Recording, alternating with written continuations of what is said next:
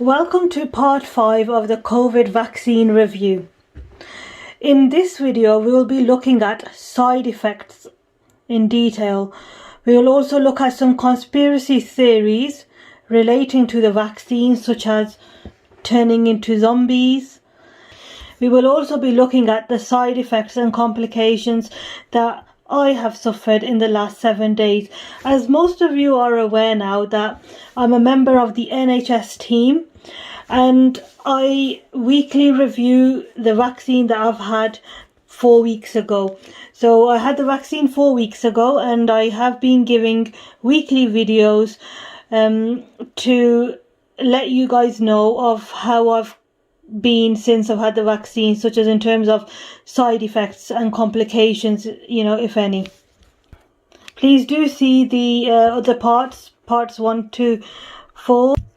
So firstly, how I've been throughout the last 7 days is that I've had no symptoms and no complications, which is, great news. So I want to also let you guys know that I do these videos so people who are in line to receive the vaccine, which is hopefully this year, as is going quite fast in terms of them giving out the vaccine, so it'll be around the corner really, so you guys can have an idea of what to expect. So I give these weekly reviews to say how I've been throughout the last week. Have I suffered any side effects? Have I suffered any complications? So you get a realistic view of how it's actually like if you have the COVID vaccine, and you can keep track of, whether you can make that informed decision then whether you want to have the vaccine or probably not. And also, if I do suffer any complication or side effect, I will honestly tell you that in the video, so you're aware, because there are some scary side effects there that people have suffered, and I will go into a little bit of detail on them side effects shortly. So I will start off with what the government says in terms of side effects, what we could get or what we could suffer after having the COVID vaccine. Now, there are different side effects to the different vaccines available. So the UK has approved 3 vaccines currently. So the Pfizer, the Oxford AstraZeneca, and the Moderna. All of these vaccines have their side effects, some more than others, and some have more serious ones than others as well. Different areas have different vaccines.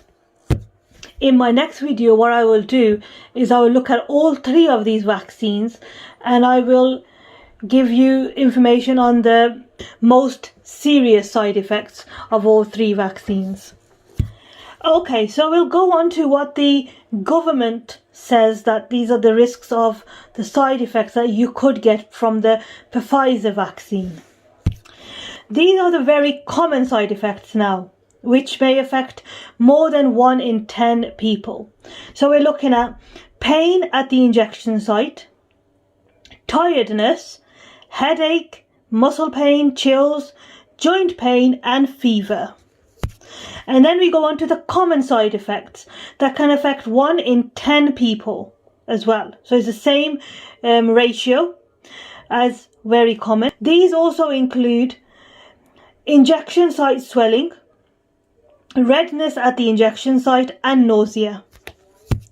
So uncommon side effects that affect 1 in 100 people, these are enlarged lymph nodes and feeling unwell. Now, one of the scariest of these is the rare side effects. Now, these rare side effects of the Pfizer vaccine, they can affect 1 in 1,000 people. And to be honest with you, I was actually scared of this side effect, which delayed in me having the vaccine. I was constantly thinking about this, and this side effect was the one that kept me away from having the vaccine initially, and I didn't have it for a few weeks.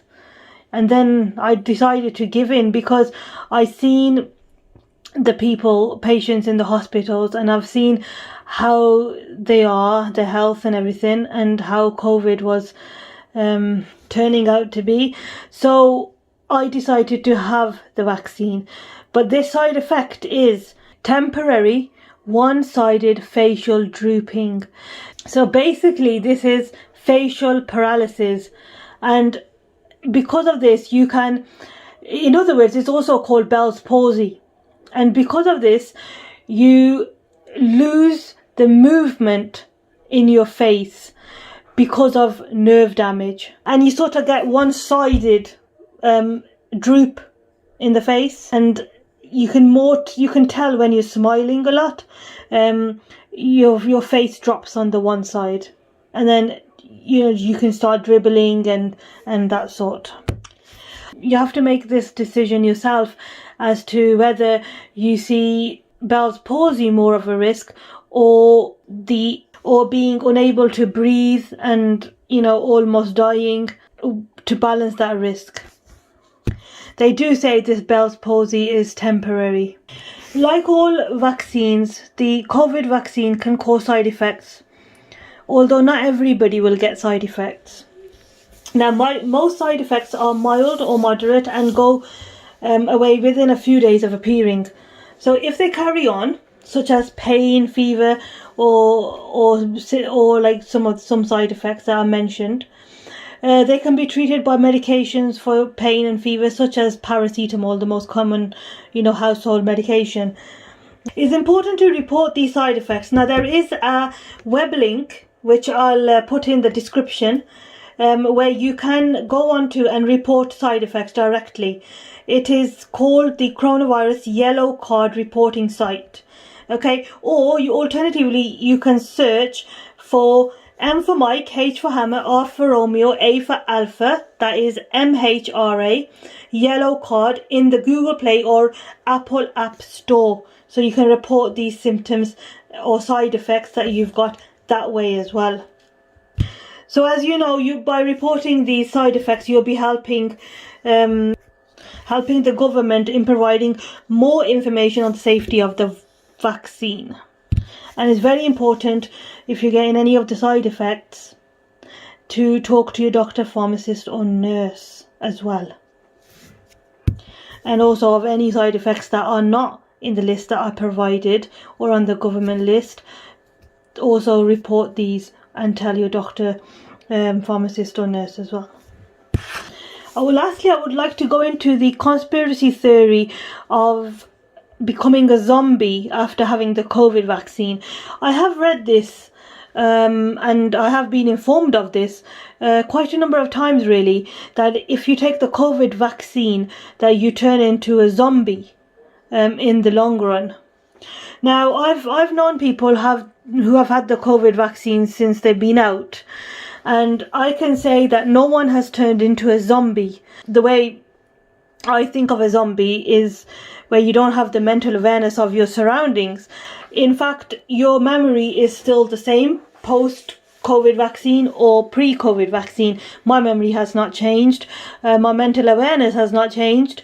And of my colleagues who've had the COVID vaccine, none of their awareness or mental state or anything like that has changed, and none of them certainly have not become any zombies. And if the NHS staff all became zombies, there'll be nobody to treat COVID patients. And so this is a conspiracy theory which is not true. Zombie-like states are as a result of having powerful drugs, really strong substances, such as flakka or cocaine, and it's not related to the COVID vaccine in any way. There's no reports or any sort of truthful or realistic link to the vaccine. And since it's been out, the vaccine, from the clinical trials up until present, there's been no incident of turning into a zombie. So it is an untrue statement that the COVID vaccine turns you into a zombie. There is no practical evidence linked to that. And this sums up this video of side effects. My next video will be on the 22nd of February. And we will look at a little bit in detail of how the vaccine is given and the length of time the two doses need to be apart, and a little bit on that topic, as well as how my week has been. Thanks for watching, and do subscribe for the next podcasts and weekly updates. Thank you very much. Keep safe.